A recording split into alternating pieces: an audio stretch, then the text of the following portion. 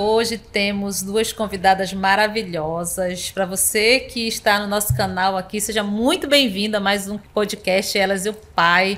Que momento especial, né? Eu sei que você tem acompanhado aí os outros vídeos super emocionantes, né? Não sei você, mas eu chorei a beça até durante o podcast. Mas hoje vai ser um dia de muita graça, eu espero, com duas mulheres especiais, né? Está aqui a Thaís Bentes, né? E a Mari, minha bailarina favorita, né? Para vocês que não conhecem, acho que vocês já conhecem, vocês que nos seguem já viram alguns vídeos delas, que elas são bem famosinhas aqui no Elas e o Pai, Mulheres de Deus. Mas eu quero que vocês se apresentem, né? Quem é você, né? Thaís, depois a Mari se apresente. Hoje o podcast é diferente, né? Vamos ver como é que eu vou me sair, que eu nunca fiz assim com duas pessoas, né? Então a gente vai aqui, né? Brincando, né? Como estamos numa mesa, né, de amigas, né? Um chá da tarde de amigas. E aí, Thaís?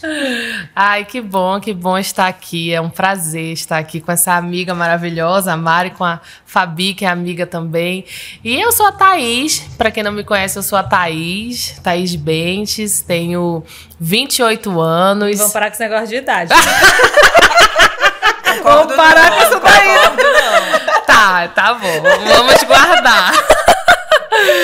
Eu sou advogada, sou casada com o Rodrigo, sou mãe do João e estou muito feliz de estar aqui, poder estar aqui com vocês. Eu sei que eu vou aprender muito aqui e é isso. Bom, eu sou... Mari, Mari, como é o teu nome mesmo? Mariluce. Mariluce. Meu nome é Mariluce Martins. Casada com a Alessandre, mãe da Abigail, de 6 anos, da Ana Lúcia, de 3 anos, e da Aniele, de 6 meses. Sou membro da Nova Igreja Batista, trabalho no Nova Jovens. E, assim, eu quero... Tô aqui super tranquila, feliz. Me emocionei muito com os podcasts, sou muito... escondida, eu sou, né, bem manteiga derretida. Na frente dos outros, não, eu sou bem forte. Toda essa Nova Igreja Batista aqui em Manaus, né? O pessoal que nos acompanha, né? É uma galera que está aqui com a gente todo o tempo nessa luta, né? Nessa luta. Mas, ministerialmente, quem é a Thaís? Eu sou... Eu sei que você está numa nova fase agora, né? É verdade. Depois de alguns anos, eu acho que quase 7 anos trabalhando com jovens, desde que eu casei, eu fiquei imediatamente trabalhando nos jovens, né? Onde eu conheci meu marido. E... Bom, fui formada ali dentro dos jovens, dentro do Nova Jovens, lá do grupo de jovens da Nova Igreja Batista. E hoje nós estamos em uma outra missão. Nós estamos no Ministério de Acampamento, que é dentro da Nova Igreja Batista, né? Faz parte, é um ministério da Nova Igreja Batista. E eu sou muito feliz. Lá, eu tô com vários públicos, né? Eu não tô mais só com um público de jovens. Eu tenho mulheres, eu tenho casais, eu tenho jovens, eu tenho senhores, senhoras. É muito diferente. É um desafio muito grande. Quando eu cheguei, de imediato, eu vi todo aquele público, toda aquela idade diferenciada, assim. Tenho crianças no ministério. E foi um desafio, mas está sendo um aprendizado muito grande. E a gente está lá, fazendo acampamento para todas as idades da igreja, desde os teens, jovens, vai ter de senhoras, mulheres, casais, melhor idade. E a gente está lá aprendendo muito nesse Na verdade, é um pastorado de acampamento, né? Para as pessoas que não entendem, é um pastorado, é uma missão específica para acampamento. Hoje o Rodrigo, meu esposo, é o pastor do acampamento, né? Ele foi chamado por Deus para essa missão, essa grande missão. Então nós saímos ali do Nova Jovens e estamos agora no Nova Camp, levando esse ministério, e tá sendo incrível, uma experiência muito diferente, mas está sendo muito legal. Algumas igrejas não fazem mais acampamento, né? Mas eu creio que acampamento ainda é uma forma muito especial de você levar a pessoa a um novo relacionamento com Deus. Né? Você fica ali isolado, pelo menos aqui no Amazonas, né? Que a gente tem no meio do mato, né? Por isso que tem uma floresta inteira aqui. E eu sempre fui muito fã de acampamento. Para mim, acampamento foram acampamentos que Deus mudou muitas coisas na minha vida. Né? Você tem essa convicção de que acampamento ainda é algo assim que Deus usa maravilhosamente?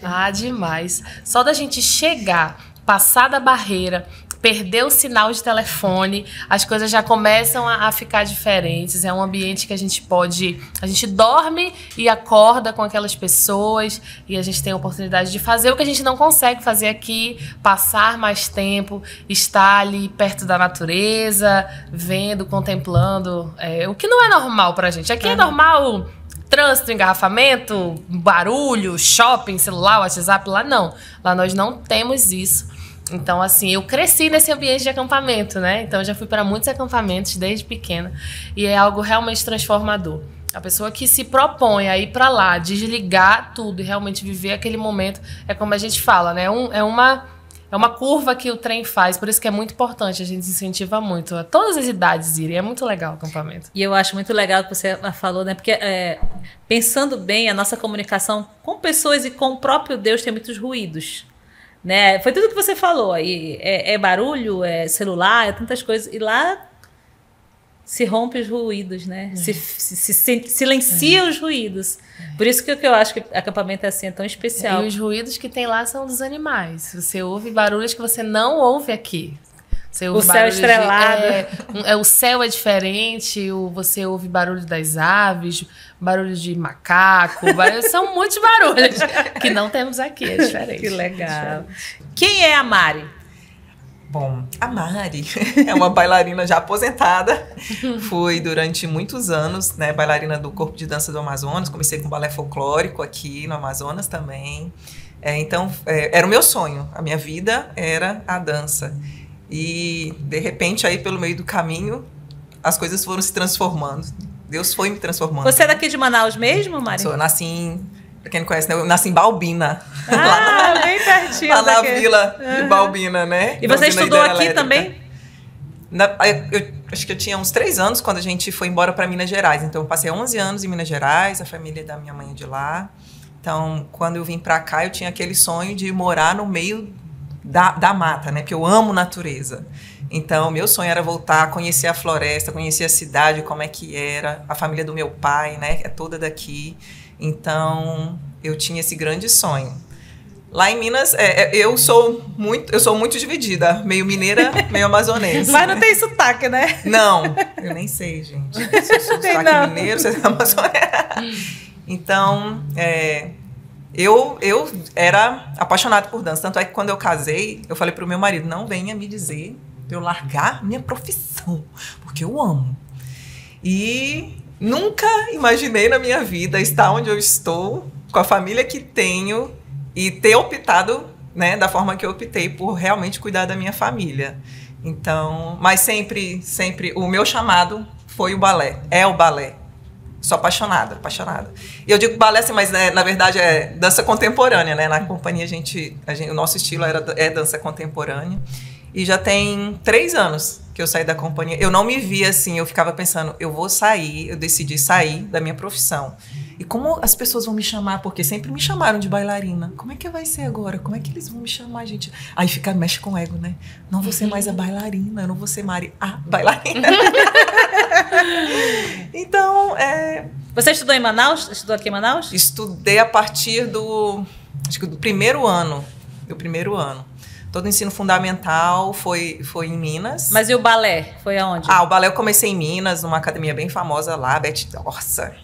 E depois, quando eu vim pra cá, eu fui pro Cláudio Santoro. E aqui eu já não consegui entrar, porque lá em Minas a gente tinha mais condições, né? Conhecia as academias. Aí depois, balé, para você investir, é um investimento alto. Então, quando a gente não teve mais condições, a minha mãe falou, filha, agora não tem como. E a minha mãe é apaixonada por artes, então ela colocou logo a gente em música, em dança. E só que aí a gente já não teve condições. Então, quando a gente veio pra cá, eu soube do Cláudio Santoro, estudei no Cláudio Santoro. Que é uma escola de artes uma escola de artes aqui, né? Tem dança, a gente fala que é conservatório. Lá em Minas eu chamava de conservatório. Tem dança, música, né? Teatro. Então, eu ainda tive essa oportunidade, porque aqui é gratuito, né? É difícil você ter uma disponibilidade de você trabalhar com artes que seja gratuito. Então, aqui tem, né? O governo proporciona. E na companhia eu viajei pelo Brasil inteiro, conheci muitos lugares, realizei muitos sonhos, só não viajei para fora, né? O meu grande sonho como profissional, como bailarina, era fazer parte do Grupo Corpo. tinha paixão. E depois eu fui pro balé folclórico. Era terrível, porque, né, gente, eu sou muito europeia, né? Pra você dançar no balé folclórico, né, tem que ter um gingado. Então, o gingado era mal aqui. Enfim, então, realizei muitos sonhos. Conheci Aí muitas você foi pessoas contratada legais. pelo Teatro Amazonas como... A gente fala que é pela secretaria, né? Na verdade, é uma empresa mista, né? Pública e tem a privada. Então, na época, Secretaria de Cultura... Como profissional bailarina. Bailarina. Carteira assinada. Carteirada. Sou bailarina profissional. E foram 15 anos de carreira, contando mais 2 do balé folclórico, foram mais ou menos 18 anos como bailarina profissional, né? E é muito bom, é muito difícil você, enquanto artista, você poder trabalhar numa companhia ou numa orquestra, enfim, que você é remunerado para isso, né? Geralmente a gente conta muito com projetos, só que quando você consegue, poxa, eu consigo sobreviver da minha arte. Pro artista isso é muito difícil, Nossa, né? é A gente sofre muito preconceito. Eu sofri muito preconceito, mas a minha mãe desde sempre investiu. Ela falou, não, você gosta, você tem talento. Então a minha mãe, assim, deu realmente o sangue, deu a vida, cada suor. A gente andava, lá em Minas, para eu chegar na academia, para ter dinheiro para pagar, a gente andava, assim, uns 40 minutos indo. Às vezes dava para vir de ônibus, quando não dava, vinha voltando de ônibus, entendeu? Porque ela via que eu tinha talento e ela queria investir. Minha mãe sempre investiu em todo o talento, assim, que ela via que a gente tinha, ela fazia o esforço para dar esse investimento. Tu chegou a fazer algum curso superior? Eu sou formada em dança pela Universidade do Estado do Amazonas. Era isso que eu havia perguntado. A sua formação era em quê, né? Era em dança. Era isso. Porque eu já tinha ouvido você falar, só que eu não estava lembrando. Em dança. Eu sou, né? Eu sou apaixonada por iluminação cênica. Nunca pude investir porque, para você trabalhar com iluminação, você tem que ter um tempo. Os horários são meio complicados, mas sempre quando eu podia participar de alguma montagem lá no Teatro Amazonas, quando tinha festival de ópera, até na companhia, eu ficava de olho, grudar os meninos lá da produção que trabalha na cênica lá do teatro, né, na iluminação. Equipe técnica. Eles tiveram que me aguentar um pouco. Porque eu perguntava, eu olhava, às vezes participava com eles, só para estar nesse meio, né? Legal. Eu ainda fiz designer de interiores, design e iluminação, né, de interiores, fiz minha pós, só para saber um pouco mais de iluminação, porque eu ainda tinha esperança de trabalhar na área. Mas é completamente diferente da minha realidade. Então, só ficou no sonho mesmo. Agora eu estou fazendo uma pós-graduação em educação clássica cristã, né, pela opção que eu tive de educar as minhas filhas. Então, também é um outro mundo. Eu gosto muito de estudar. Que legal. E Thaís, né? Você também cresceu na igreja, né? Filha de pastor, né? Casou na igreja, dentro desse ambiente, né? Daqui a pouco a Mari vai contar um pouco a história dela, né? Que eu sei que não... São dois opostos aqui, são dois mundos, né? Conta pra gente como foi um pouquinho aí a tua infância, adolescência, né? O pessoal que não te conhece. Você é uma pessoa, pra quem não conhece a Thaís, ela é uma pessoa muito engraçada, ela é muito palhaça, e isso é muito legal. Já amiga há muito tempo, né? Muito tempo, muito tempo. São muitas histórias, né? Muitas histórias. Então, assim, eu cresci num lar evangélico, né? O meu pai, quando ele se converteu, ele veio de um passado bem difícil. E ele conheceu minha mãe, se casaram, e aí quando eu tinha 1 ano, o papai se converteu e ele largou tudo que ele tinha, toda a vida que ele levava, né, ali com outras religiões, e ali nós iniciamos a nossa vida cristã. E eu cresci na igreja mesmo. Meu pai foi, nós entramos na igreja, ele entrou na igreja, minha mãe, pouco tempo depois, eu acho que poucos anos, 3, 4 anos, eu não sei, e o meu pai já foi pastor, né, já foi chamado para ser pastor. E aí, o que eu lembro muito é de igrejas pequenininhas, de bairro, onde eu cresci, meu pai me levava pra tudo. Eu sou filha única e meu pai me levava pra tudo. Ele dizia que eu era companheira de ministério dele. Aí, onde a minha mãe não ia, Eu sempre estava. Essa semana eu vi coisas assim no Instagram falando de família. E um rapaz falava o que a mãe e o pai faziam com eles na infância. E eu lembrei muito da minha infância, porque assim, terça-feira era culto de doutrina, quinta-feira era culto de oração. Tinha culto de oração, culto de doutrina. Aí sábado tinha o culto de jovens. Aí domingo tinha. Nossa, e fora as visitas, como era naquele tempo, né? Mais de 20 anos atrás, tinha muita visita em casa. Vai orar com a pessoa que tá doente e tudo mais, né? Pastor da Igreja Batista. Então, assim, eu cresci envolvida nesse meio. De dormir no banco da igreja. Vai ter vigília, tá com sono. Deixa ela dorme aí. E eu cresci nesse meio, assim, é um privilégio. Foi um privilégio. Nunca chegou a sair da igreja? Nunca. Eu nunca saí da igreja. Claro, né? Como toda adolescente, tive mais companhias. Tive ali na escola, quis enveredar por outros caminhos. Seu tempo de rebeldia de adolescente. Com certeza. Tive, não tenho assim um currículo tão, né, tão cristalino. Mas era naquela época dos emos, assim, daquela projinha assim. Quis enveredar por outros caminhos e tive amizades erradas, coisas bem inerentes à juventude ali. Eu fui.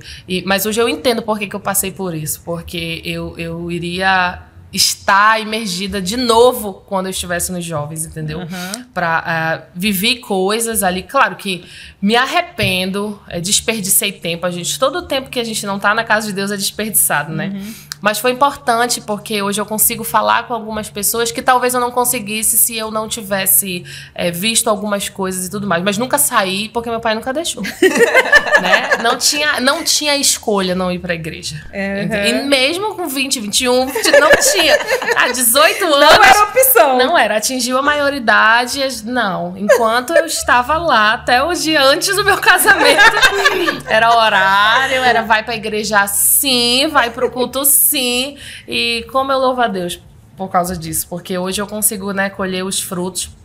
Apesar das pedras no caminho, né, dessas escapadas, essas coisas, mas eu continuei, graças aos meus pais que me obrigaram.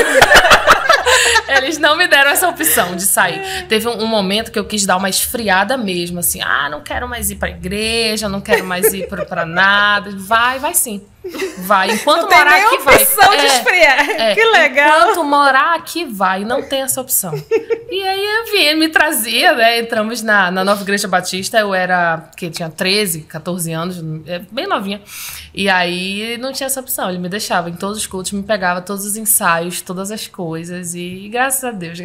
Hoje, se eu pudesse um pouco passar isso pro João, né, pro meu filho, ele também não tem essa opção. Ele já me acompanha.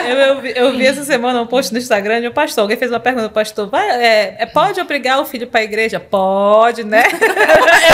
Eu fui obrigada. E agradece a Deus por isso. Graças a Deus. Eu não sei onde eu estaria se não fosse o Senhor, né? Porque tem muita amizade ruim, tem muitas propostas, né? Como a gente ouve nas músicas, tem muitas propostas ruins. Então, graças a Deus ali que eu fui obrigada.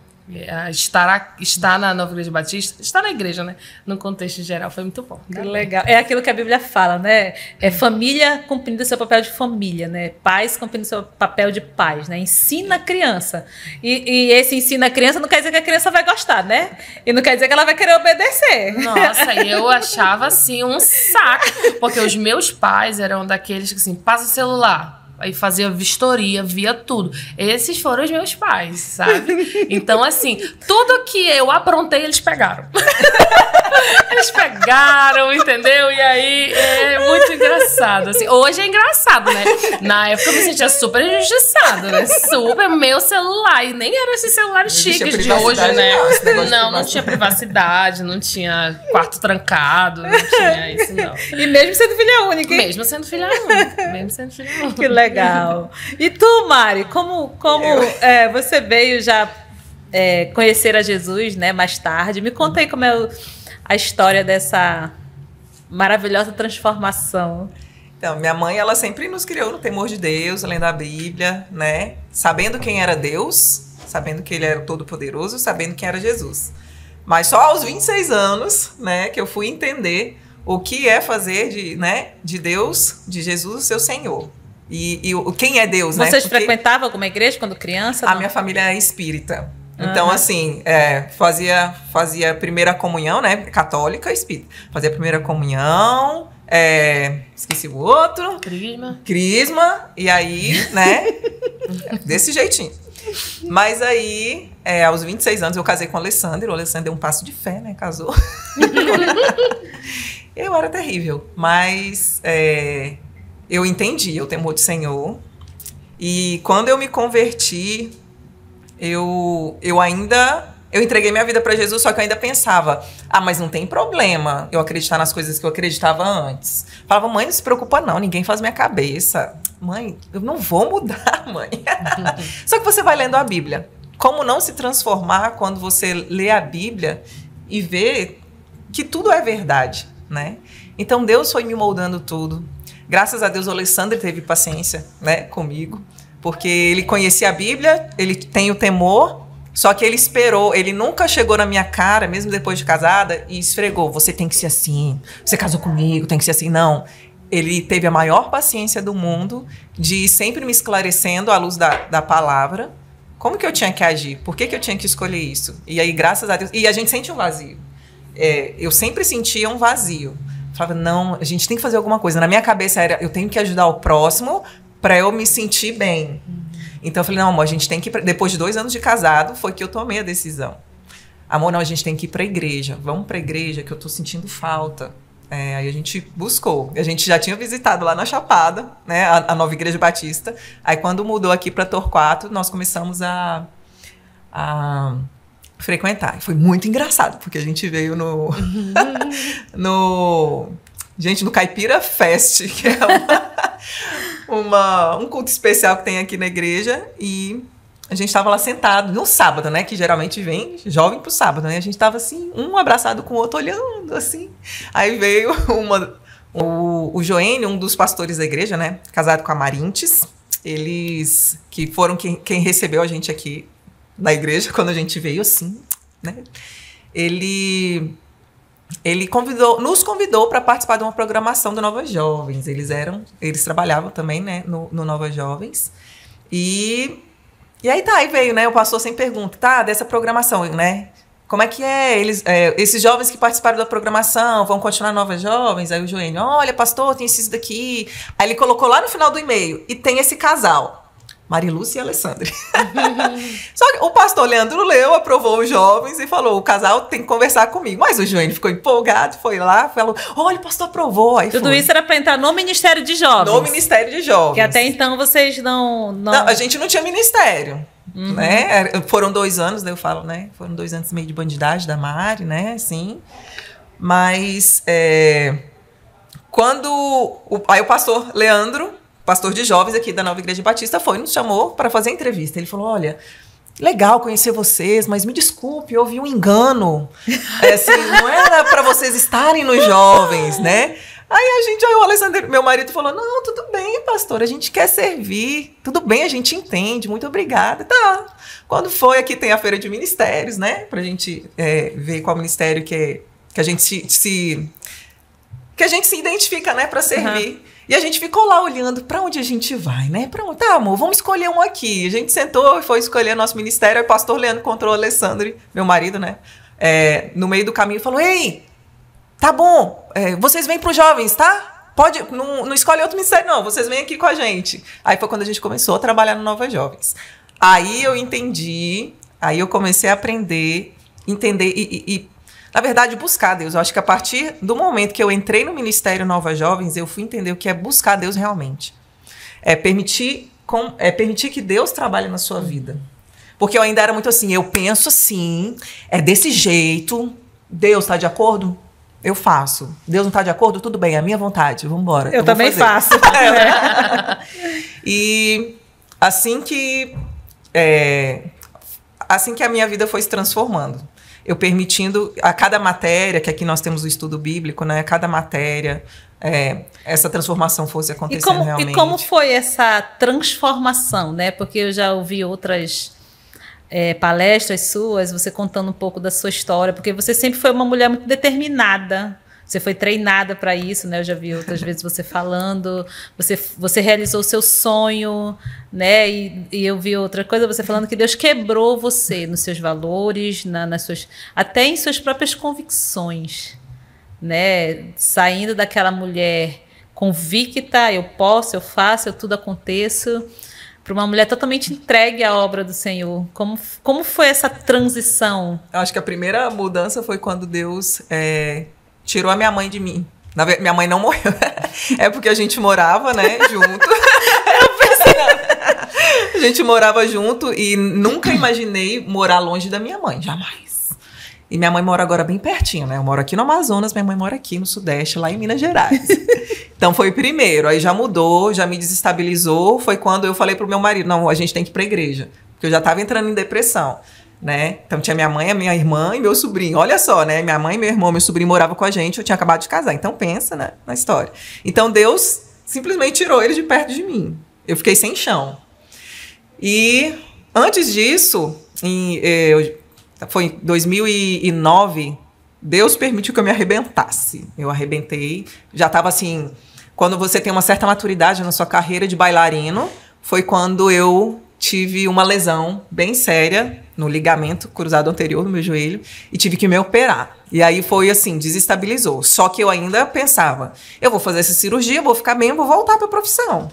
E foi assim, fiz a cirurgia, fiquei bem, voltei. Só que não teve uma recuperação adequada e arrebentou de novo em 2011. Nossa! E aí foi quando eu realmente consegui. Porque em 2009, quando eu tive a primeira operação, a fisioterapeuta que trabalhava com a gente, ela foi embora. E a gente ficou um pouco sem fisioterapeuta. E é um pouquinho diferente, né? Trabalho para atleta, né? Uhum. E quando foi na segunda lesão, foi uma outra fisioterapeuta também. Ela me ajudou, assim, ela fazia circuito pra mim. Bora, Mari! Eu querendo chorar com dor. Bora, Mari, continua! E tu ficou afastada dos palcos quanto tempo? Foram meses. Da primeira vez foi bem menos. Eu não respeitei o limite, né? Eu acho que em 5 meses, mais ou menos, eu voltei. E na segunda, não. Minha fisioterapeuta só me liberou quando eu tava 100%. Porque na primeira eu não tive muito acompanhamento, né? Uhum. Aí, da segunda vez, não. Minha fisioterapeuta só me liberou quando eu tava 100%, depois de 7 meses. E como foi essa saída dos palcos? Horrível, gente. Horrível. Parece que tiraram uma parte da minha vida. E olha que eu era casada, meu marido sempre me apoiava. A gente tem tudo, né? A gente tem tudo, né? Então eu falei, meu Deus, eu não vou mais voltar a dançar. O que eu vou fazer da minha vida? Porque a minha vida sempre foi essa carreira. Eu não sei, meu Deus, eu não sei. Eu não vou conseguir trabalhar no escritório, eu não vou conseguir ir pro distrito, meu Deus, me ajuda. Então eu não vou conseguir trabalhar numa fábrica, eu só sei dançar, né?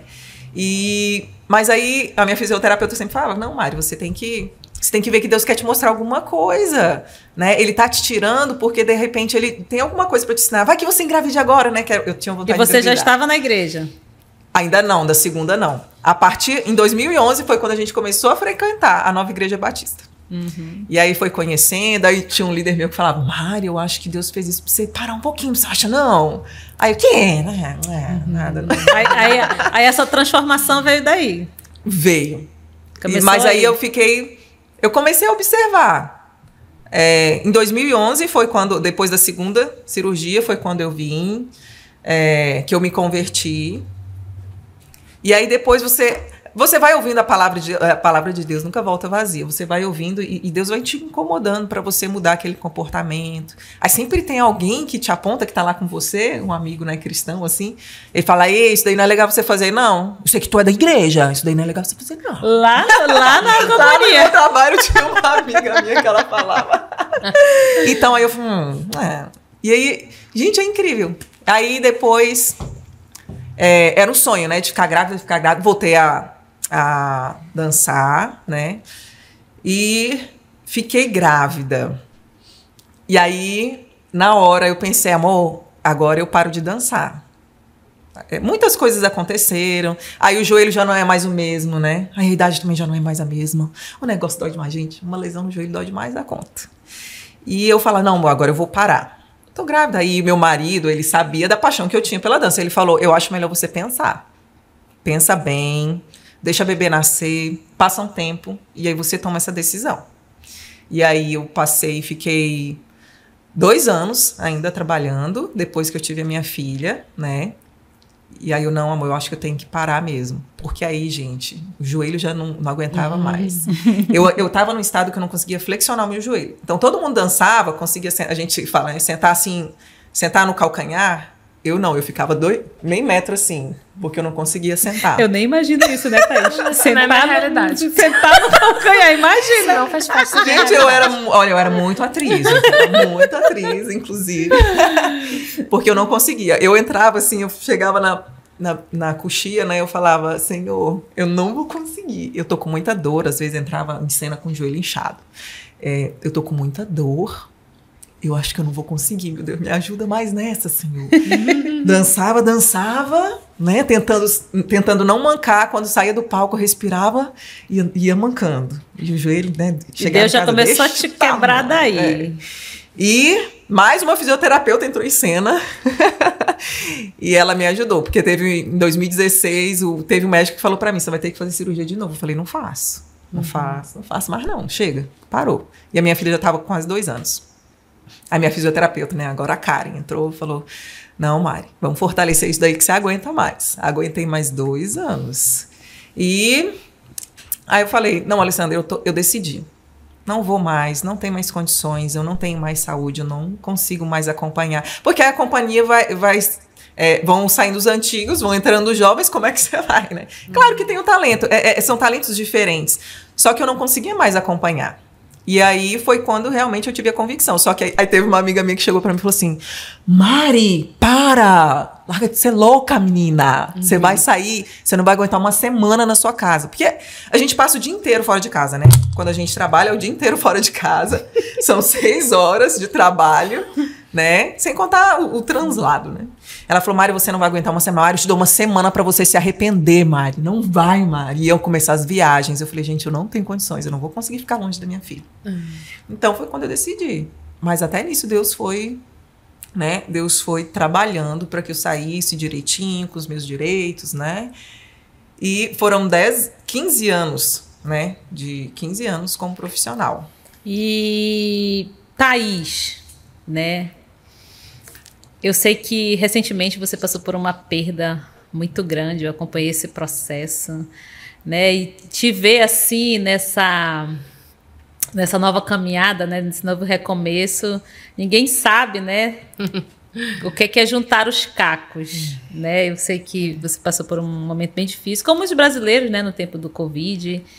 E eu fiquei assim, eu acompanhei todo esse processo, né? Nessa época eu era só líder de grupo pequeno, né? Hoje não, hoje você já é líder. E eu acompanhei esse processo, mas uma das coisas que eu mais me impressionei de tudo, né? Eu já te falei isso, foi como o seu retorno foi muito poderoso. Foi muito assim... Eu me lembro da primeira palestra para mulheres, que aqui a gente tem o Elas e o Pai, que a gente chama de presencial, né? E a sua primeira palestra, assim, foi muito maravilhosa, né? A dor te amadureceu muito, muito espiritualmente falando, né? Não só como pessoa, né? E como foi esse processo, né? Até essa nova fase, porque você está numa nova fase, né? Não só pelo nascimento do seu filho, mas também espiritualmente falando. Esse assunto é delicado, né? Olha, é um processo. É um processo não encerrado, né? E eu acho que eu vou viver esse processo. Claro, né, que são ciclos, mas eu vivo um processo, porque, assim, várias pessoas já me perguntaram, né? A perda que eu tive foi a perda do meu pai, né? Meu pai faleceu de Covid há 1 ano. E muitas pessoas já chegaram assim, você já superou? Eu acho que esse tipo de coisa não se supera, né? Não é um desemprego, não é um bem material que eu perdi, uma coisa que quebrou. Não, é uma perda, né? De o relacionamento, só para contextualizar, assim. Eu, graças a Deus, nasci numa família muito estruturada.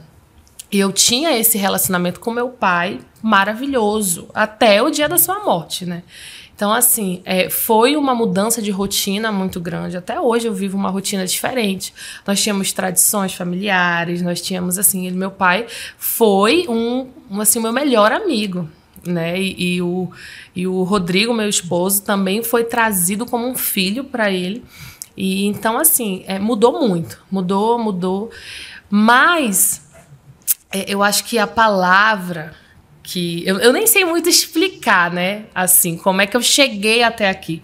Porque tiveram muitos momentos que eu disse, eu não vou aguentar, né? Eu fico emocionada. Mas pode chorar aqui. Pode chorar, que pode rir, que pode tudo. Ai, é a Jesus. mesa da nossa casa, nosso chá de...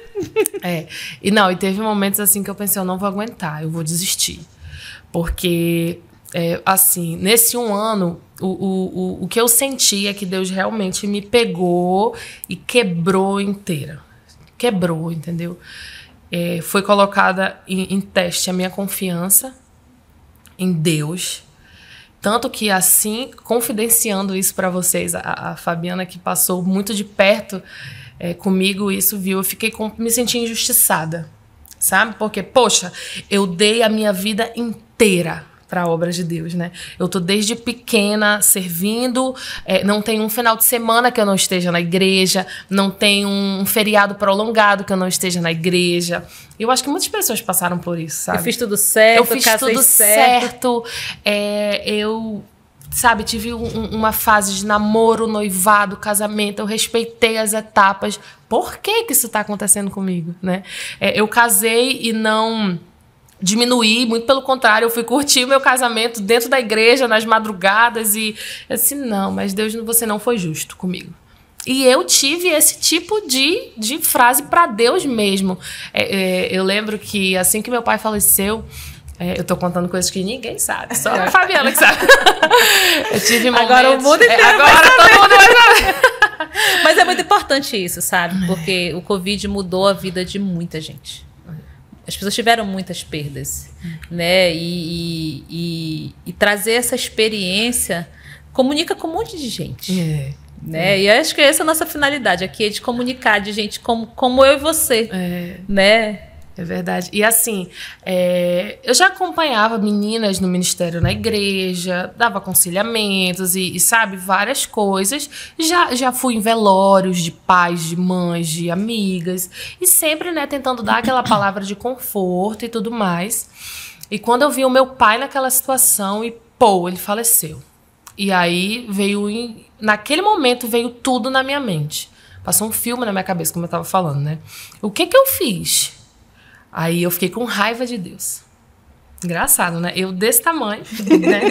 Fiquei com raiva de Deus. Mas raiva mesmo, gente. Eu não falei com Deus mais. Eu acho que eu passei... Acho que quase um mês sem orar. Acho que foi um mês. Não sei se chegou a um mês, mas bastante tempo sem orar. Não orava. E não de falava, propósito. De propósito, com raiva. E porque eu não achava que aquilo tinha sido justo, sabe? Meu pai queria, na minha concepção, meu pai queria viver. O meu pai, o meu filho tinha 5 meses na época, né? Meu pai fez muitos planos pro meu filho e eu queria, sabe? Eu tava em outro momento de avô, aquela coisa. Eu disse, não, isso foi injusto. Eu tenho certeza, eu falava pro meu esposo, eu tenho certeza que meu pai não queria morrer. E Deus fez isso com ele, Deus fez isso comigo, e não adianta nada. Tudo que eu já tinha ouvido em aconselhamentos. Então veio aquele turbilhão e voltou, né, pra mim. O que eu vou fazer agora? Teve um dia, eu fui pra casa da minha mãe, né, a gente estava lá com ela, né, todo esse período. Aí teve um dia que eu fui lá pra minha casa, sozinha. Fui lá pra minha casa, calada, ajeitei as coisas e sentei e coloquei uma cadeira. Aí eu disse, tá, fala aí então. Tá, eu acredito desse jeito, abusada, né? Uma menina abusada, em tempo de morrer também. Aí tava sentei sozinha na sala de jantar e coloquei a mesa. Agora se sente e fale, por que isso aconteceu? Não, porque eu não tenho o que falar. Aí eu lembro que uma pessoa falou assim, você precisa se acertar com Deus. Aí eu disse, então vamos se acertar. Cheguei lá e coloquei a cadeira, né? Isso já tinha mais de um mês que meu pai tinha falecido. Eu disse, por que você fez isso? Porque pra mim não adianta nada. E chorei. E durante esse ano, são muitas coisas, foram muitas experiências durante esse ano de Deus realmente tentando me falar, tentando me confortar.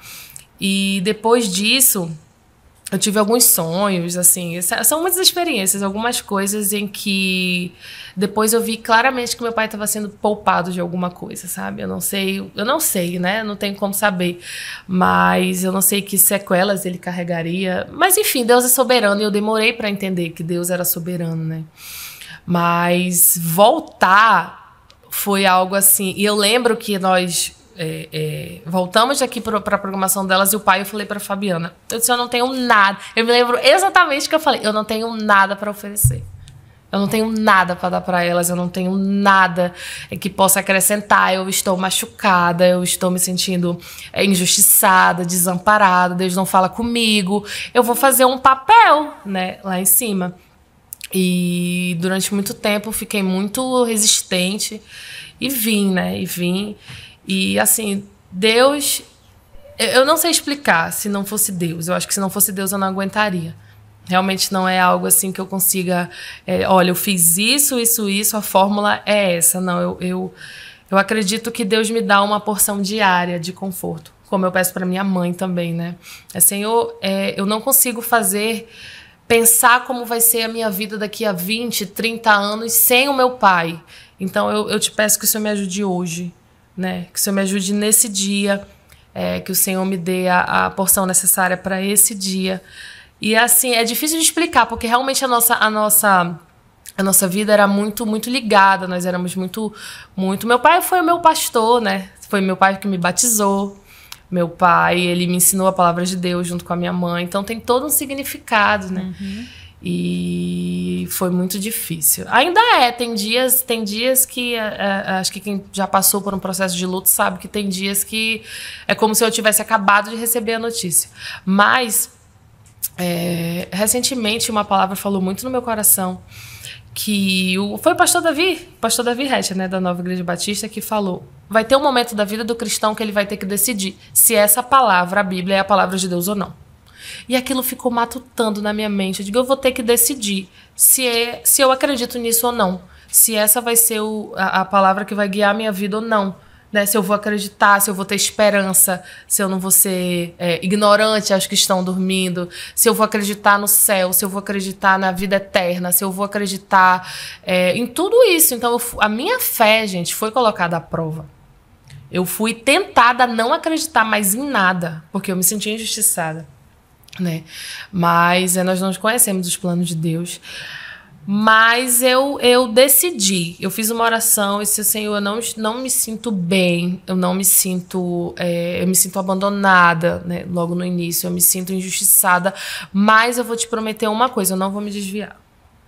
Mesmo sem sentir nada, eu não vou me desviar, eu não vou sair da igreja. Eu não vou. E eu lembro que o Rodrigo falava muito isso pra mim. Poxa, mas é o que teu pai pregava. Aí nós estávamos uma vez mexendo no computador do meu pai. Aí meu pai falou assim, em fevereiro e em novembro ele deu uma última mensagem, né, numa igreja. E a última mensagem que ele deu era preparando o caminho. E a gente ficou impactada com aquilo, sabe?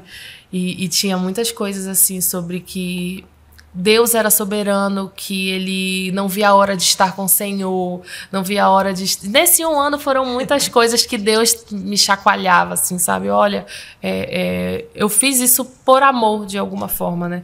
Não é fácil, a ausência física não é fácil. Mas eu decidi não desistir. Foi uma decisão, a despeito dos meus sentimentos. Eu queria desistir, eu queria, sabe, aquele sentimento ruim, de tristeza muito forte. Eu lembro que eu cheguei uma vez no grupo de amigos e disse: olha, eu estou lutando contra uma depressão. Tu lembra? Lembro. Eu disse: é o seguinte, eu não sei não o que vai acontecer, porque eu me sinto cada vez mais triste. E isso com um bebê de 6 meses, 7 meses, para cuidar. Mais a sua mãe, mais a minha mãe. Mais o marido. Mais toda uma situação, né? Mas eu decidi não desistir. Assim, eu creio fielmente que eu vou reencontrar meu pai na glória, na eternidade. E claro que eu queria contar, né, as coisas que acontecem, né, o momento que nós estamos vivendo. Mas é Deus, gente, é Deus. Se não for Deus, a gente não consegue. Sabe uma coisa que eu estava pensando agora? Que, assim, só você sabe aquilo que você passa. Mas quem está de fora tem uma outra visão, né? De tudo que Deus está fazendo, né? E eu tô de fora, né? E eu vi, mesmo você não sentindo, fazendo aquilo que Deus te chamou para fazer. A qual você foi preparada pelo seu pai. Você disse isso para mim várias vezes, né? Você foi preparada para isso. Seu pai sonhou com isso, né?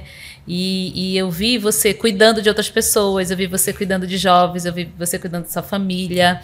Você assumiu um pastorado muito recente, né? Pouco tempo depois de tudo isso, você assumiu um grupo pequeno, que não está tão pequeno, né, agora, está enorme, está uma igreja, está uma pequena igreja. Então, você não percebe, mas você cuidou de outras pessoas, mesmo não estando tão bem. Né? E a gente não percebe isso. Eu estava vendo um podcast muito legal da Ana Paula Valadão, né, muito, muito interessante, né? Ela falando também da luta dela, da saída dela do Brasil, do isolamento, da depressão, de algumas coisas que ela teve. E eu fiquei muito maravilhada com a vida dela, porque quem nunca foi quebrantado, né, confortado, confrontado pelas músicas da Ana Paula Valadão?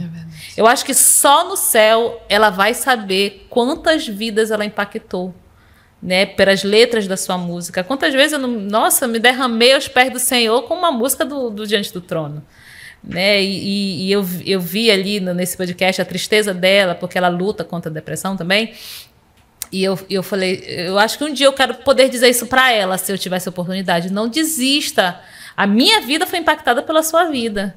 Né? E ela conta que essa luta dela, desde quando ela era adolescente, né? As letras da música delas, algumas foram feitas nesse auge de tristeza, de depressão, né? Da perda de um relacionamento ruim que ela teve e tal. E talvez só no céu a gente vai saber de tudo aquilo que a gente faz. Por isso que a gente não precisa sentir, a gente só tem que obedecer, né? Que Deus vai curando. Né? Se tu não dissesse para mim que essa luta ainda tá, que esse processo ainda acontece, eu ia dizer, não parece, porque você vive essa vida intensa para Deus, amando outras pessoas, cuidando de outras pessoas, cuidando do seu filho, né? Cuidando desse ministério que Deus tem dado. E isso, eu acho que é isso acho que é a grande mágica do Evangelho, porque no fundo a gente tem uma esperança de reencontro. Né? E o seu pai cria muito nisso, né? Tanto é que sempre que a gente conversava era isso, né? E ele era um homem assim, né? Mari, você já falou numa mensagem, né, numa palestra que você deu para mulheres, sobre o seu período de feminismo, a sua luta contra essa mulher que você se tornou hoje, né? Você hoje é uma mãe de 3 meninas, né? Uma mulher que eu já vi assim, muito inteligente, muito, né, que não parece com aquilo que você diz que era. Como foi essa transformação? Eu não sabia, né, que eu era feminista. Eu fui saber depois que eu fui ler sobre o feminismo, né? Minha mãe sempre falava para mim que o meu marido era o meu trabalho. Homem nenhum podia me tirar do meu trabalho, porque é o meu trabalho que me sustenta, o meu trabalho que é cuidar de mim, né? E depois que eu me casei, eu ainda casei com esse pensamento. O princípio do casamento foi horrível, foi horrível. Por essas... É diferente, né? Você casa com uma pessoa, ela é completamente diferente de você. E aí, na sua cabeça, você idealiza o casamento de um jeito e quando vive é de outro, né? Então, foi uma transformação muito grande. E até entender mesmo o que a palavra fala sobre você, mulher, né? E o que o feminismo fala que está defendendo, infelizmente, é assim, né? Eu sou cristã, eu acredito na palavra de Deus. A palavra de Deus é a verdade para mim. O meu embasamento é todo inspirado na palavra de Deus. Se alguém fala alguma coisa contra isso, eu não acredito. E nós temos que ser assim, nós cristãos. Independente do que você... Aliás, o ser humano tem que procurar a verdade. Independente da área que você atua, sua profissão, é a verdade. Infelizmente, o que a gente vê hoje em dia, com todas essas ondas, seja feminismo, machismo, enfim, todos esses movimentos, é que eles não buscam a verdade. Alguém coloca alguma coisa na internet, posta um vídeo, aquilo é a verdade. É a nova minha verdade. A minha verdade. Não existe a sua verdade ou a minha verdade. Existe a verdade, né? E aí, por exemplo, as pessoas falam, eu sou feminista. nem tem noção do que foi a primeira onda, a segunda onda, a terceira onda, a quarta que está vindo. Não tem noção, porque não buscam a verdade, não buscam estudar sobre um assunto. E para você falar que você é ou não, você tem que estudar sobre o assunto. O feminismo, ele não vem para defender o direito das mulheres. Ele veio para defender o direito de algumas mulheres que se sentiam injustiçadas. O feminismo, a primeira onda, não veio para falar sobre o direito ao voto das mulheres. Não foi, porque as mulheres nem queriam votar naquela época, gente. Então, quando você passa a estudar esses assuntos, você vê que não tem nada a ver com o contexto, realmente. Na verdade, quando você vê toda a história do feminismo... Por isso que é estranho quando uma mulher que é cristã fala que é feminista. Eu, Marilúcia, falo que é muito estranho isso, né? Meu ponto de vista, por quê? O feminismo, na verdade, ele busca a completa destruição da família, se você vê o que elas querem realmente. Então, principalmente com relação à submissão, como é que isso mudou a minha vida? Deus fala que a mulher é auxiliadora, você não tem que se doer porque você é auxiliadora, é uma coisa maravilhosa, porque o seu marido está lá para te proteger. E quando você realmente mergulha nisso, quando eu entendi o meu papel de auxiliadora, para mim foi muito mais tranquilo tomar todas as minhas outras decisões, né? A minha mãe sempre falava, cuidado, que se seu marido te deixar, você não vai ter como se sustentar. Mas não, eu confio em Deus, em primeiro lugar. Eu sei que meu marido é fiel a Deus, né? E eu decidi, né? Eu saí do meu trabalho, questões de saúde, para cuidar da minha filha. E hoje em dia eu sou muito tranquila com relação a isso, porque eu tenho noção do que Deus colocou nas minhas mãos, né? A mordomia, né? Eu cuido de 3 tesouros, né? Que são as minhas 3 filhas. Eu cuido do meu lar, a harmonia do meu lar depende de mim. Se eu estiver bem, todos estarão bem. Se eu estiver mal, todo mundo fica doido lá em casa, né? Então, família é algo precioso para Deus. A harmonia do meu lar depende de mim, né? Depende de como eu estou e de como eu estou com Deus. Você acha que isso hoje em dia, né, que você disse ainda agora, né, é movimentos que vai, movimentos que voltam. Parece a moda da pantalona, né? Pantalona vai, aí um ano depois a cintura alta, agora tá moda da cintura alta, né? A plataforma vai, depois, né? Mas vocês duas trabalham com jovens, né? Vocês têm influências na vida de jovens. Como que você acha que isso tem influenciado na decisão de jovens, inclusive jovens cristãos? Acho que, na verdade, o foco parece que é sempre acabar com a família, destruir a família, né? Eu não sei o que você acha, Thaís, o que você percebe quando você fala com as jovens, mas assim... eu quero casar, mas será que eu tenho que sair do trabalho se eu me casar? Eu acho... O que eu vejo nisso? Eu vejo que esses movimentos, eles sempre colocam o ser humano, o jovem, a menina, a mulher como o centro das atenções. Os movimentos, eles são muito egoístas, eu vejo isso, sabe? Que é o que você tá falando, que é para destruir a família. O que é bom pra mim? Esse movimento é porque eu mereço respeito, eu mereço ser servida, né? Eu decido o que eu vou fazer com o corpo de outra pessoa, né? Com a vida de outra pessoa, né? Então eu acho que é tudo assim para colocar o homem no centro das atenções, né? Independente do movimento, né? Independente do movimento. Sempre tudo muito aquele egocentrismo. E Deus e Jesus, eles esquecem, né? As coisas, eles esquecem. E não é que a gente fala muito, você tem filho agora, vai ter que... Não é que vai ter que largar o emprego. É você e Deus. Você decide o que é mais importante para você. E você, como cristã, tem que saber o que é mais importante para Deus. Por que Ele te fez? Por que Ele te deu um filho? Mari, mas é fácil falar, né? Você tem seu marido está te sustentando. Eu sou mãe solteira, tenho que trabalhar. Deus também está aí. E como que você vai decidir? Você tem que trabalhar. Tem tantas formas criativas para você trabalhar. Eu vou ter que parar de estudar, gente, jamais. Deus quer que você conheça Ele. Você conhece a Deus estudando. A ciência aponta para Deus, não adianta falar o contrário.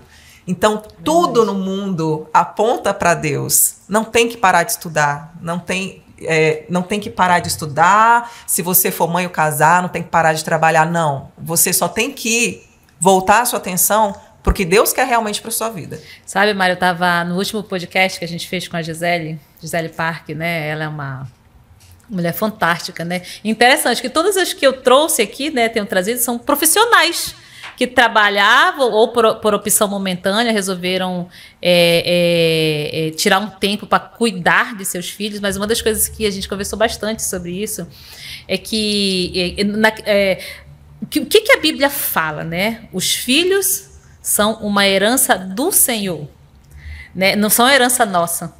Não é nossa herança, é herança do Senhor. Você falou de mordomia, né? Eu quero um mordomo, eu estou cuidando das coisas do Senhor. Né? E a Bíblia fala, como flecha nas mãos do guerreiro, assim são os filhos nascidos na juventude. Né?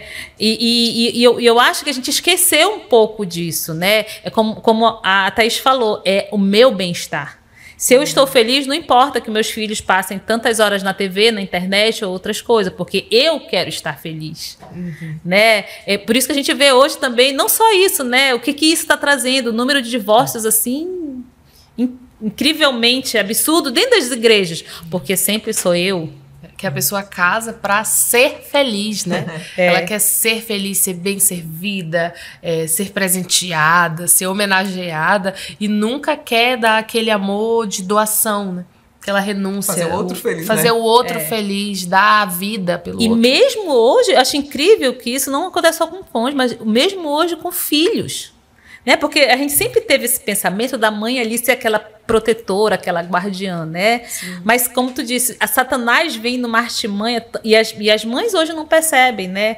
Que quem está por trás de tudo isso, inclusive que eu creio de alguns movimentos, é Satanás, né? Porque por isso que nós vemos, a gente conversou muito sobre isso, né? Uma geração que já a geração anterior de vocês, anterior não, a seguinte é de vocês, de adolescentes e jovens muito imaturos e muito volúveis e muito frágeis, né? Muitas coisas por causa dessa ausência, dessa presença que a mãe traz, né? Então eu acho isso que é uma, né, artimanha de Satanás. Não estou, como você falou, quem tem que decidir não sou eu e nem você. Quem tem que decidir é Deus. Se você vai trabalhar, se você não vai trabalhar, como é que vai ser, né? E eu sei que é uma questão de fé, né? Hoje eu não sei, Thaís, como é que tá a tua parte profissional? Trabalho de casa. Eu trabalho, eu sou advogada e eu tenho essa possibilidade de trabalhar de casa, né? Não trabalho para ninguém, nem de nenhum escritório. Então, o que eu consigo fazer lá da minha casa, eu acompanho meus processos de lá, faço tudo de casa. É um privilégio, né? Porque a minha profissão dá para fazer isso, né? Dá para trabalhar de casa. O teu filho tá com qual idade? Assim. Ele tem quase 2. Eu tenho 1 ano e 9. 1 ano e 9 meses, nasceu um dia desse. Mas, Fabi, em relação a isso que tu estava falando, a gente tem que, como mãe, pedir muita sabedoria de Deus, né? Sim. Porque existem tantos movimentos, às vezes, dentro do mundo cristão também, as coisas vão se misturando, os tipos de criação, que a gente tem que pedir realmente sabedoria para que Deus nos direcione. Porque existe aquela situação dos pais ausentes, né? E existe também aquela criação que super protege, que não deixa o filho viver as coisas, você super protege, coloca o filho numa bolha e que ele não pode, às vezes, vir para a igreja, né? Com medo das coisas. Então, assim, a gente sempre tem que pedir aquele equilíbrio de Deus, né? Porque nossos filhos não são nossos, né? Nossos filhos não são nossos. Eu tenho aprendido isso em algumas situações e tento sempre colocar isso no meu coração, que o meu filho não é meu, e tento lembrar toda vez da forma que eu fui criada, né? E tem que pedir essa sabedoria de Deus, porque são muitos movimentos, muitos palpites, muitas dicas, as pessoas têm muitos conselhos, né? Então, assim, então a gente tem que discernir aquele meio termo, né? De não ser um pai ausente, mas de também deixar que nosso filho esteja nesse meio de vir para a igreja, porque eu conheço pessoas que têm tanto medo que a criança não pode vir nem para a igreja, assim, sabe? E eu acho que isso é uma artimanha de Satanás mesmo, para tirar a gente do foco ali. E o filho, eu falei isso essa semana para uma pessoa, que pelo menos o João, eu tenho certeza que as meninas também, porque eu já acompanho a Mari já há muito tempo, a Fabi também, que eles são nossos aliados na missão, né? Sim. Eles são nossos aliados na missão. Eles não tem que ser aquilo que vai nos tirar da missão. Que é a vida de vocês, né? Essa aqui, eu quero até que me conte aí um pouquinho, porque hoje você usa o dom que Deus lhe deu, você dá aula de balé na igreja, né? Que eu me lembro quando a gente fez esse convite para você, você ficou muito maravilhada, que era um sonho seu, poder usar a sua arte dentro da igreja. E mesmo você trabalha com jovens, tem esse ministério da igreja, e assim como você... Né, tem um ministério gigantesco também, que é o acampamento. São mães, são profissionais. Como é que dá conta, Mari? E eu vejo que você é muito apaixonada por tudo isso. É só trazendo as meninas junto, eu falo. E para variar, né? Só para colocar mais um temperinho aí, eu ainda sou mãe educadora. Então as meninas estão sempre comigo, sempre trabalhando junto. Elas perguntam, mãe, tem ministério hoje? Olha que e elas legal, querem, né? Elas querem ir para todos os ministérios. Eu falei, calma, minha filha, mamãe não aguenta ficar na igreja aqui 24 horas ainda, calma. Deixa a mais nova crescer mais um pouquinho, a gente fica 24 horas. Né? Então elas querem estar junto, querem estar trabalhando, querem estar ajudando. Mamãe, eu posso fazer maquiagem? Mamãe, eu desenho figurino pra senhora, né? No Ministério de Balé eu desenho figurino. Mamãe, a senhora quer que eu ajude na maquiagem, no cabelo das bailarinas? Então, é assim. E com relação a essa questão de superproteção, gente, é para Deus, a gente tem que proteger sim, mas a gente tem que ensinar esses filhos a irem para frente, né? Eu quero que as minhas filhas estejam bem seguras na questão assim, eu vou servir a Deus, mas eu também tenho que tomar cuidado, porque Deus fala que a gente tem que estar alerta, sim, né? Sim. Minhas filhas fazem Krav Maga, elas vão voltar ainda, né? Tô esperando a menor crescer. Elas fazem Krav Maga. A Abigail chegou a fazer aula de Krav Maga. Todo mundo vai Krav Maga. Explica aí, pessoal, que não sabe o que é Krav Maga. Defesa pessoal. É israelita, né? É defesa pessoal. Então, você tem que ensinar os jovens, o mundo tá mal. Então, você tem que ensiná-los a como lidar com essa maldade do mundo. Tanto como a palavra de Deus fala, mas se defendendo. Né? Então, eu não quero criar... Eu falo, minha filha, é o seguinte, mamãe tá te criando pra ser guerreira. Você é uma princesa guerreira. Se alguém vier 1 metro de distância, se invadir meu espaço, eu te dou. Te dou, aceita Jesus logo. Então, é nesse sentido, né? E você... e é interessante isso, né, Thaís? Porque, assim, muitas pessoas acham, estou dentro de um ministério, né? Seja ele qual for, criança, adolescente, teens, professor de escola bíblica, alguma coisa. Engravidou. Nossa, já tenho que largar tudo, né? Vou viver eternamente só para a maternidade. Não, mas, inclusive, na terceira filha, eu perguntei, Fabiana, é o seguinte, eu sou apaixonada pelo Nova Jovem. Será que eu consigo com a terceira filha? Como é que é, gente? Me contem. Porque eu sou muito suspeita de falar, né? Eu também cresci, criei a minha filha aqui nos bancos da igreja, trazia pra tudo, né? E esteve com a gente. Hoje ela é esposa de pastor de uma outra igreja e foi criada nesse ambiente. É possível? A gente fica louca, né? Mas é possível? É possível, né, amiga? É possível. Mãe, a gente bagunça que eu tenho um menino rural agora, né? Que vai e volta de acampamento ali. Com o pé na areia, na lama. Na areia, né? Tem uma bota, ele tem uma bota. Mas é possível. Dá trabalho? Dá trabalho, entendeu? Às vezes você vai me ver pela igreja com 2 bolsas, a bolsa do brinquedo, a bolsa da não sei o que, a janta. Da comida. Mas as fraldas. É tudo. Mas assim, a gente vai aprendendo a lidar com isso, né? Hoje eu não consigo, assim, ver uma pessoa parar o seu ministério por causa do nascimento de uma criança, porque dá. E as pessoas sempre tem anjos que Deus coloca, que lhe ajudam, que carregam, sabe? E a gente vai dando um jeito, né? Eu já saio da igreja com o menino de pijama, gente. Ele vai tomar do banho de pijama direto pra cama. Mochila, já vai dormindo no carro, já chega, já coloca no berço. E tá tudo bem, sabe? Às vezes dorme suja, a Abigail e a Ana Porque a gente tem que saber viver, tarde. Né? Já dorme, vai, dorme. Já chega, já por que a gente vai acordar, né? Saber viver também, né? Mas tem que ser nosso aliado. Eu falo que o meu sonho é ter a Nib móvel. A gente tem um trailer, toda a família viajar, né? Tô preparando tudo. O marido já trabalha remoto, então tudo já tá preparando a nossa vida para isso. Então, ter a Nib móvel e onde Deus mandar, a gente vai. E os filhos vão juntos. O importante é criar essas crianças na convicção do Deus que elas servem, entendeu? Com amor, assim, amar o seu Deus de todo o seu coração, todas as suas forças, todo o seu entendimento. Você disse ainda há pouco que você é mãe educadora. Você que... eu sei que o homeschooling ainda não está aprovado. Eu não entendo muito bem, não está regulamentado ainda. Me ajuda aí nesses termos. Você que é advogada, você que é a mãe educadora, me ajuda aí nisso aí, né? Que eu fui mãe já faz tempo, né? De criança pequena.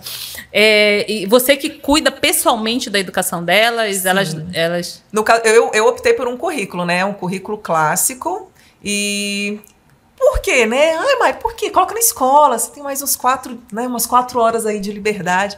Mas é porque pra gente é tão importante cuidar dessa criança e extrair dela o melhor que ela pode, porque eu confesso, né? Eu não teria condições de pagar uma super escola para minha filha.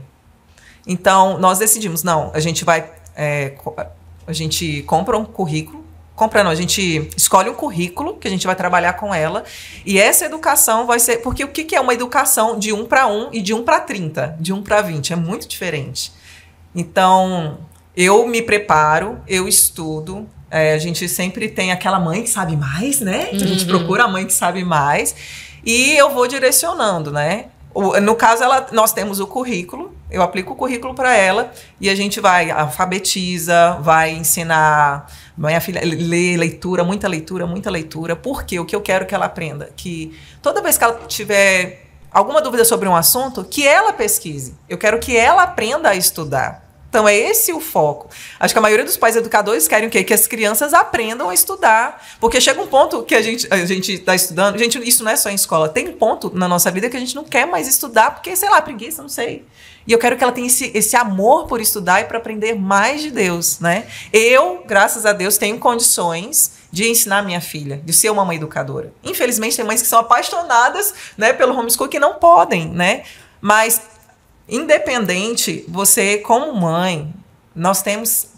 Pais em geral, nós temos que cuidar da educação dos nossos filhos, né? De estar estudando junto. A criança aprende muito mais quando os pais estão juntos, né? Não só de colocar na escola. Mesmo quando a criança vai, se o pai não está junto, educando, ele não consegue alcançar o seu máximo. A escola, infelizmente, ela tem que pegar a média. Ela não vai pegar o aluno top e colocar todos aqui. Não, ela tem que pegar a média.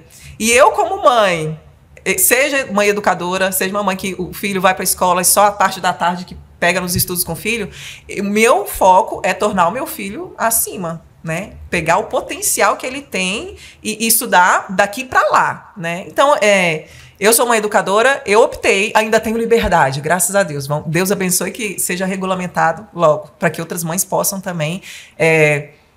buscar, porque tem medo, né? E você tem um currículo para cada uma, né? Porque tu tem várias idades. Na verdade, assim, eu pego o currículo, a mais nova já está aprendendo o currículo junto com a mais velha. A leitura, a mais velha já consegue fazer sozinha. Eu falo, não, minha filha, lê em voz alta para sua irmã, né? As leituras, muita leitura.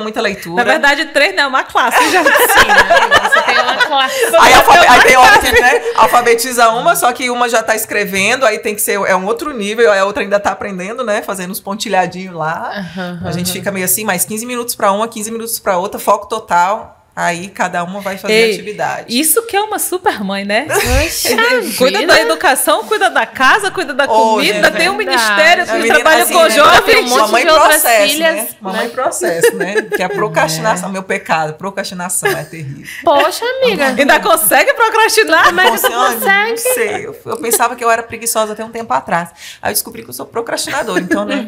Uma mãe processo. E é bom porque os filhos, eles te apontam muitos erros. Você tem que ser o exemplo dentro de casa. Nossa, Thaís, eu me lembro de uma conversa que a gente teve. Lembra uma vez no grupo pequeno que a gente estava conversando sobre... Era uma amiga nossa que estava conversando com ela, não estava se sentindo... Ela estava triste porque se sentia uma mãe assim, não tão boa, né? Tu lembra dessa conversa? Que eu acho isso muito... Eu adorei essa sua frase. Não existe a mãe perfeita, não existe a mãe que não vai errar. Às vezes a gente olha, a gente conversa sobre isso com a nossa amiga, lembra? A grama do outro sempre é mais verde, o filho do outro sempre tá ali bonitinho, aí arrumado. Vem aquela comparação, né? E com a casa arrumada, e a comida, né? E vem aquela comparação, né? Aquela coisa, aquela disputa. E não é uma comparação assim que Deus ensina. Não, de forma alguma, que Deus detesta, né? Mas não, cada um tem a sua realidade, né? Cada família tem a sua realidade, cada mãe tem a sua realidade. Eu sei que, assim, nenhuma é perfeita, mas eu tenho certeza que transborda amor, né? E a gente da nossa forma. O que eu aprendi muito na educação domiciliar é que eu tenho que estender graça à minha filha. Eu tenho... no último Elas e o Pai foi sobre misericórdia, gente. Quando você vê... Eu não sou uma mãe misericordiosa. Eu vi. E o que tu falou em relação a exemplo é verdade. Teve uma época, né, que o João tava gritando... aparentemente estressado, sabe? Assim, de fazer a mãozinha de raiva. E eu, meu Deus, onde é que esse menino tirou isso?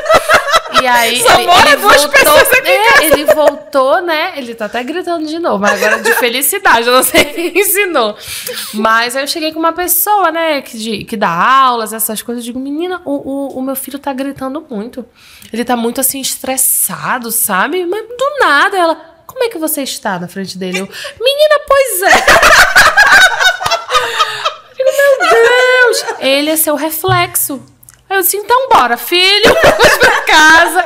Gente, eu nunca esqueci isso. Então, tudo que... Eles nos observam demais. Então, quando o João tá muito afoito, estressado... Uma criança que não tem 2 anos de estressado, é um negócio assim, desconecta. Não tem uma conta pra pagar, Mas eu vejo ele irritado, eu me examino. Agora eu me examino. Eu vejo a minha filha tombando em tudo. Gente, a Abigail é a Mari. Ela sai tombando em tudo, ela levanta e cai no gramado, ela brinca, ela sai, ela rola, ela levanta, já tá tudo bem. Mas, gente, como é que a criança pode ser desse jeito? E você se vê na criança, é um negócio assim, que aí você tem que se examinar o tempo todo. Aí uma vez eu falei, gente, o João, ele não é aquela criança assim, calminha, né, que senta. O culto é assim, é um evento. O culto você tem que trazer, né, artifícios e várias coisas. Poxa, eu vejo crianças sentadas, né, calmas. Aí falaram assim, mas de quem ele é filho? Você e o Rodrigo são agitados, né? O Rodrigo fala muito. E eu disse, tudo bem, então deixa assim mesmo. E a gente vai se trabalhando, né? Vai. Trabalha o filho, trabalha você. Isso é porque o meu ainda não fala muito, né? Já me disseram que piora quando fala, né? Que vai começar a repetir o que você fala. Eu, ai, meu Deus, me ajuda. Gente, pra gente ainda não terminar, mas já quase terminando, um recado que a Thaís deixaria para essa nova geração de meninas que estão olhando para nós, né? Que conseguem ver mães, pastoras, né? Esposas de pastor, em ministérios grandes e ao mesmo tempo trabalhando, sendo profissional, sendo mães. Vale a pena casar? Vale a pena ter filhos? Essa é uma pergunta que as jovens sempre me fazem. Vale muito a pena. Poxa, vale muito a pena. A família ainda eu acho que assim, que o tesouro, né, que Deus cuida, que Deus ama, então vale a pena. Hoje as meninas, eu vejo que elas estão com muito medo, né, medo de casar, medo de acontecer o que aconteceu na sua família, quando elas têm histórias ruins, né, medo de... morrerem, tipo assim, morrer no sentido de não existir mais, serem apagadas. Seus sonhos. Os seus sonhos, as suas coisas. E, gente, assim, quando a gente casou, eu e o Rodrigo, a gente não tinha nada do que a gente tem hoje. Então, assim, não existe nada melhor do que construir as coisas juntos, né? Do que olhar para uma pessoinha que parece com você, que tem seus traços. Então, assim, vale a pena. E o recado que eu deixo para todas, assim, é que nessa geração as pessoas são rodeadas por muitas coisas, por muitas redes sociais, muitas pessoas, muitos contatos, mas elas se sentem sozinhas, né? Sempre sozinhas. Dentro dos seus relacionamentos, elas se sentem sozinhas. Isso nada mais é do que a falta de Deus. Hoje eu estava fazendo uma meditação e, nossa, falou tanto comigo.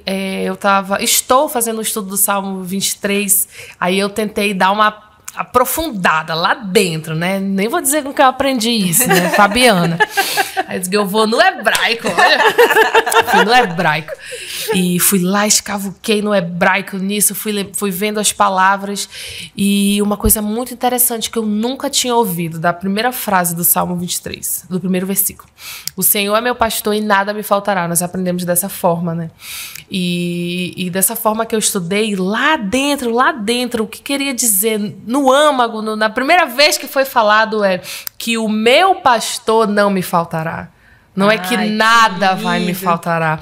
E o pastor, nesse sentido literal da palavra, é o apacentador, é o amigo, né? É o guia, é aquele que dá a direção. Ele não vai faltar. Então, muita gente coloca esse versículo que nada vai me faltar, não vai me faltar posses, não vai me faltar dinheiro, não vai me faltar, eu não vou perder nada. E nem né? é isso que Deus está falando. Não é isso. Então, gente, eu fiquei impactada. Um versículo, um capítulo, um salmo que eu sei decorado, porque todo mundo sabe, porque vem, né? Vem nos calendários, né? Vem atrás do carro, tudo, vem atrás do carro. E na realidade não era aquilo. O Senhor é meu pastor e nada me faltará. Não, é o Senhor, o meu pastor não me faltará. Nossa, que maravilha. Então, meu Deus, muito obrigada por ter falado isso pra mim. Então, eu queria passar, né? O conselho que eu dou é esse. Tudo pode faltar, né? Mas quando nós temos Deus, o nosso Senhor, o pastor, ele não faltará. Então, assim, isso me tocou muito. E eu acho que se a gente tem essa chave, se a gente tem essa verdade, que se ele não faltar, então nós temos tudo, né? Então, nesse mundo que a gente quer tantas coisas, né? Dá uma rolada no feed do Instagram, você quer muitas coisas, você quer outras vidas, você quer outras coisas e a gente esquece, né? Então, isso me marcou e eu passo isso adiante, né? Que o meu apacentador não faltará. Ai, que maravilha. Mari, vale a pena casar? Vale a pena ter filhos? Olha, se você tem convicção do Deus que você serve, sim. Se você não tem convicção, se você ainda está naquele, né, egoísmo, meu, é melhor você buscar Deus primeiro. Porque a gente tem que confiar nosso caminho ao Senhor, no mais Ele agirá, né? Muitas jovens, as jovens, né, que eu conheço, muitas querem casar. Eu quero casar, eu quero ter filho, eu quero ter família. Se você tem esse desejo no seu coração, lute por isso. E leia, aprenda, veja o que Deus quer, porque você é jovem, né? Ao invés de ficar chorando porque não tô namorando, não tem ninguém me enxerga. Em vez de ficar chorando e pensando nisso, leia o que Deus quer para uma mulher realmente, o que Deus planejou para você, né? E eu falo também para as meninas, estuda, gente, estuda agora, né? Se não tem ainda, porque na hora certa Deus vai colocar e vai ser maravilhoso. E eu acho tão lindo aqui na igreja, você espera, né? Você espera aquele rapaz, você espera pelo homem que você quer, porque tem mulher que não quer casar com homem que queira ser pastor, já tem medo, né? Não, mas entrega para Deus. Eu não era cristã e na época eu orei. Eu quero um homem assim, assim, assim. Deus, eu quero um homem temente ao Senhor. Gente, eu não era cristã na época. Eu orei assim. Deus ouve, Deus honra quando você busca. Então, não tem por que ter medo se você confia em Deus. Se você tem convicção do Deus que você serve, não tem por que ter medo. Ele vai mudando, ele vai tratando, ele vai curando, ele vai perdoando os seus pecados dia a dia, porque ele é um Deus misericordioso. E essa convicção e você se preparar. Não pense que só o outro vai se preparar para você. Você vai preparar para aquele marido que você sonha em ter. Para você ter o lar que você sonha em ter, para você criar os filhos que você sonha em ter. Tudo baseado no que Deus nos fala, no que Deus ensina. Uma vez uma jovem me perguntou assim... Não, eu perguntei para ela assim... o que você espera de um futuro marido, de um homem? Aí ela fez uma lista. Eu quero que ele seja amável, romântico, trabalhador, sincero, que ame a Deus. Fez uma lista de coisas que todo mundo tem que fazer. Aí eu cheguei para ela e perguntei, mas você tem essas qualidades? Porque a pessoa que você vai casar também é um filho de Deus. Né? Então, às vezes a gente quer algo que a gente não é. Né? A gente quer algo que a gente não é. Né? Então, mas assim, vai muito naquilo que a gente está falando, né? É sempre o eu, aquilo que eu volta para aquele egoísmo. Volta para aquele egoísmo. Né? Hoje eu estava assistindo um vídeo e a gente falava, né? Às vezes a gente espera, né? E infelizmente eu acho que o que nos espera do mundo não é algo bom, porque a Bíblia não prometeu um avivamento para os últimos dias. A Bíblia, na verdade, prometeu uma apostasia. né? E eu acho que e por isso que às vezes eu me preocupo com pessoas que não querem ter filhos, né? Eu também fico preocupada, nem filho, nem cachorro. Aí eu fico... Pois nem um cachorrinho. Qual é a geração que espera, né?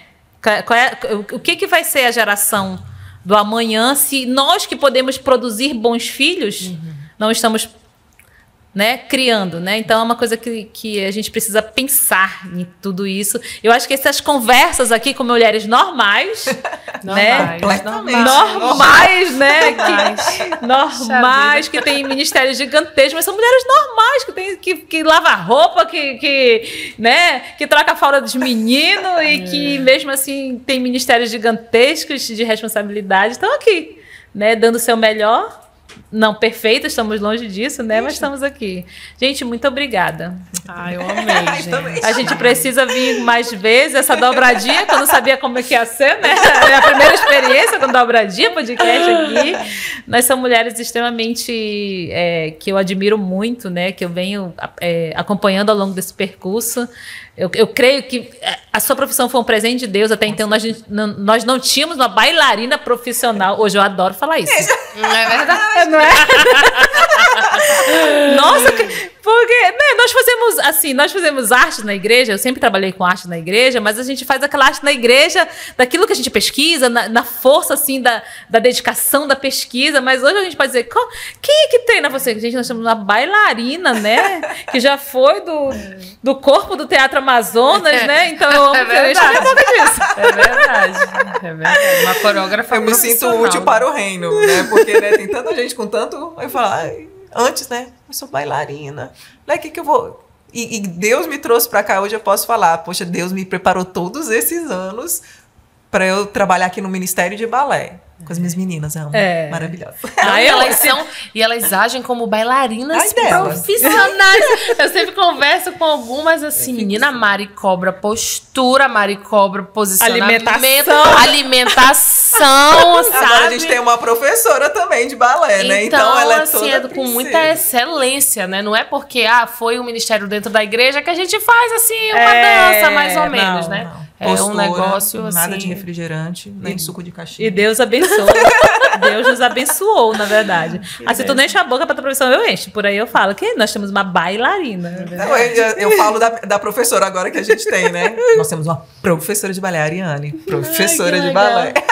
Gente, mas muito obrigada, viu? Que o Senhor sempre resplandeça o seu rosto sobre a vida de vocês. Que a gente continue assim, né? A vida de Jesus está tão próxima, né? Hoje... As pessoas me perguntam, Fabi, o que tu quer para daqui a 20 anos? Continuar trabalhando na obra, ao máximo. Né? Que a gente tem tão pouco tempo nessa vida, vamos viver essa vida. Muito obrigada, né? Muito obrigada por tudo que vocês representam. Né? Vocês têm investido a vida de vocês na vida de jovens. E eu louvo a Deus por isso. E agora estão contando a história, né? Para o mundo inteiro. É verdade. Obrigada, gente. Muito obrigada mesmo. Que Deus abençoe. Obrigada, tchau, pessoal. Estamos indo. Tchau. Obrigada.